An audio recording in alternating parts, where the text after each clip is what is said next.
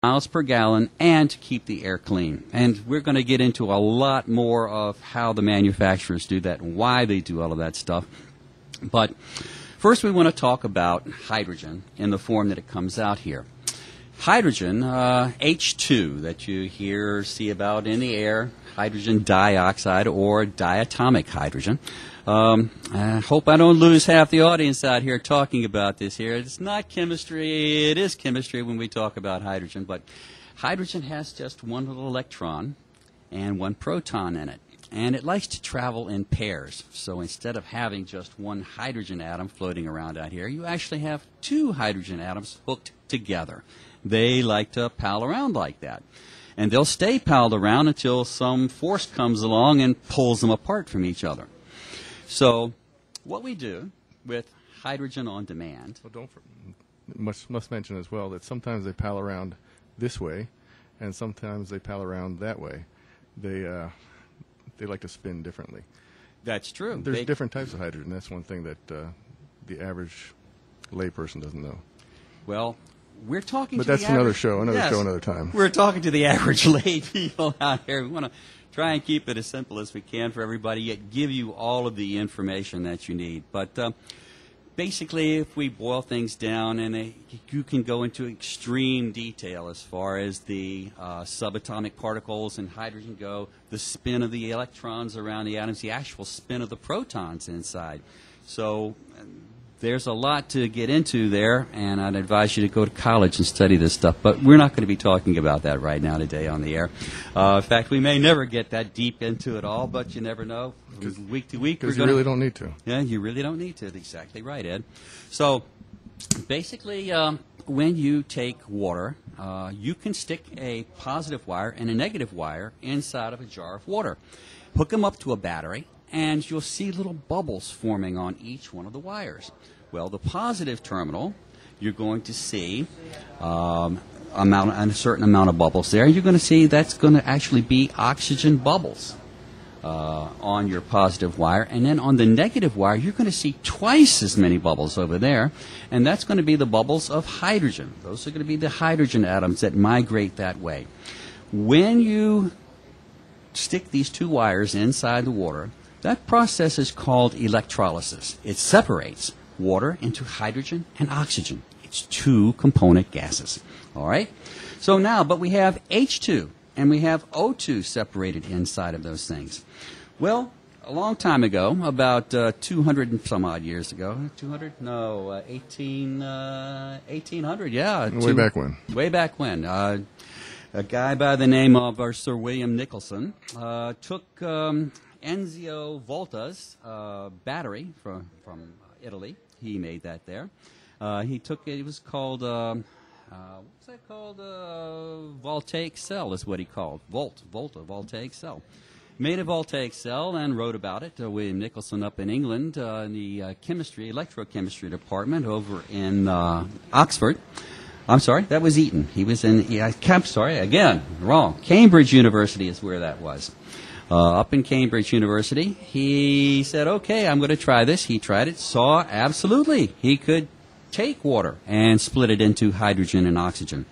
And then, being in electrochemistry, he started adding different things to the water and then seeing what kind of compounds could come out of that. And he did an awful lot of stuff, chemicals. He put baking soda. He did all kinds of soap, you name it. He put it inside there and tried to see what was come out.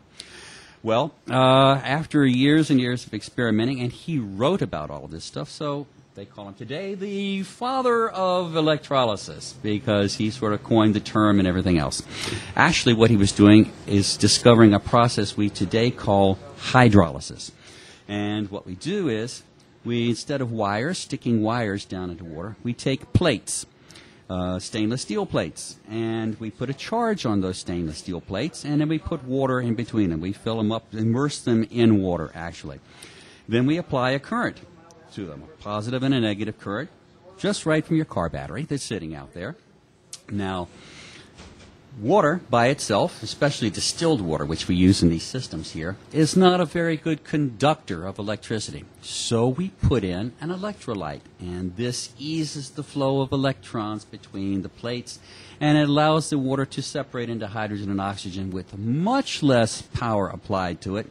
And then that hydrogen and oxygen goes directly into the engine, intake manifold of the engine, where it's used to accelerate the burn rate of the fuel-air mixture and make everything burn cleaner inside there. Ed, can you lend anything to that? It's just enhanced combustion. You're taking the fuel that's there and making it burn more completely so that you're not having to process it into the catalytic converter and various other subsystems that they're using, popular stuff that's used these days. Yes, absolutely. Not only that, what they found out, and again, we're talking about researchers and scientists from the 1920s, the 1950s, 1980s.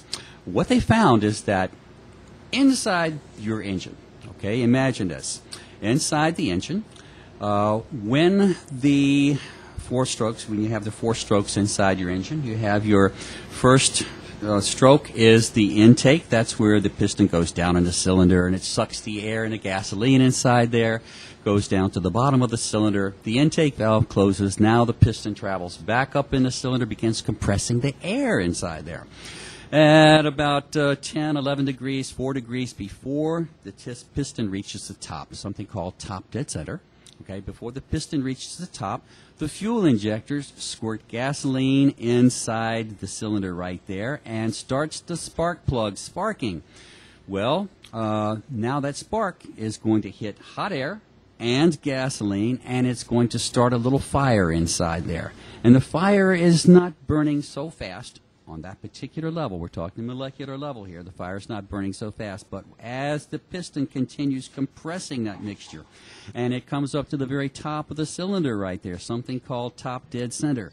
Now, a critical mass, so to speak, where the hot air is compressed as much as it possibly can be, and the spark of the spark plug and the fuel that's been injected by the fuel injector, they actually explode in something that they call a flash today. That flash, that is the fastest action of the flame that's happening inside. It's the fastest speed of the combustion that's happening inside the piston at that point right there. So when that happens, it's like an explosion, and it pushes down on the piston, which drives the piston down inside the cylinder. And that motion right there actually carries the piston all the way around to cause it to come back up in the cylinder. The exhaust valve opens up, and it pushes all of the burnt gases out of the engine. So the reason I explained all of this, the 4-stroke engine, how that all works, is because what happens to the engine, what happens to the combustion when you add hydrogen? In this case, we're adding something called monatomic hydrogen and monatomic oxygen, something that's in the industry called HHO, or Brown's gas, after the infamous Yul Brown. Dr. Yul Brown. What a colorful character he was. I think he had more hair than Yul Brynner, though. Did he? Can't say for sure. I don't know. I know he blew up a barn while he was doing all the experiments and stuff like that. It's a Brown's gas, HHO. Just to give you a little history here, Dr. Yul Brown, he was an emigre from Bulgaria. Actually, he was 1920. He was a student over there in the University of Sofia. And he had read all these French guys and William Nicholson and everybody like that over there. Read about what they were doing with hydrogen and engines, and so he wanted to give the old college try as well. So in this science lab over there in Sofia one day, he was experimenting with it. Who knows what happened? Maybe he lost his train of thought, something happened, but he blew up the science building. Not just the lab, he blew up the building. And they kicked him out. Go figure. I'm telling you, today, they'd give him a medal, put him up there in the White House, and then stick a little Medal of Honor on him. Make him a rap star. Hey, or that even. Who knows? You just never really know what's going to happen here. So anyway, his name wasn't Yul Brown right then. But anyway, they kicked him out. He couldn't get back in school. So he went over to Australia, changed his name to Yul Brown. That's a Y-U-L-L Brown. And they gave him a nice laboratory, nice new laboratory, and he promised them he wouldn't blow anything up. So they gave him another chance over there. Well, his studies over there in Sydney were fine, but he got himself a farmhouse way out in the country, and he started experimenting more. He actually created a device that would separate water into hydrogen and oxygen, and did it in such a way that he can make such copious amounts that he actually built a car that ran on nothing but hydrogen and oxygen. And to honor him, they actually called the gas, the HHO gas, they called this Brown's gas. Okay? And it's not because he was brown or because after the accident his skin turned brown. It's just because his last name was Brown, Dr. Yul Brown. So anyway, Brown's gas, that's a little bit of history we'll give to you as we go along through here. We also have another guest with us here in the studio today. We're not really in the studio. Let me just make an announcement out here. We're actually broadcasting coming to you, and we're open to the public if you want to stop in. We're at 2100 Drew Street, Regal Cars. I'll tell you why we're sitting here with Regal Cars in just a little bit. But if you want to stop on in, it's 2100 Drew Street here in Clearwater. We're at the corner of Northeast Coachman and Drew Street. With me on my right, maybe you can see him, maybe you can't, if you're looking on the Internet, that is. Oh, by the way, yes, on the Internet, not only can you hear us on the radio, but you can see what's going on here. Hi out there, world. Hello. A little scary. Okay, over here on my right, Joe Shea. Joe, welcome to the show here. Thank you very much, Barry. Joe Shea, reporter, newspaperman's got his own newspaper out here. He's doing all kinds of stuff. A big promoter for the HHO industry, for the hydrogen-aided combustion or hydrogen-enhanced combustion. I guess we could say anything. Actually, hydrogen-aided. It means you're going to inject hydrogen into something. So you could actually say hydrogenated combustion. It also Sounded like a candy bar here a little bit, but Oreos. Oreos are hydrogenated. Yeah, so, hey. Hydrogen on demand, too. Hydrogen on demand. Don't try putting Oreos in your gas tank.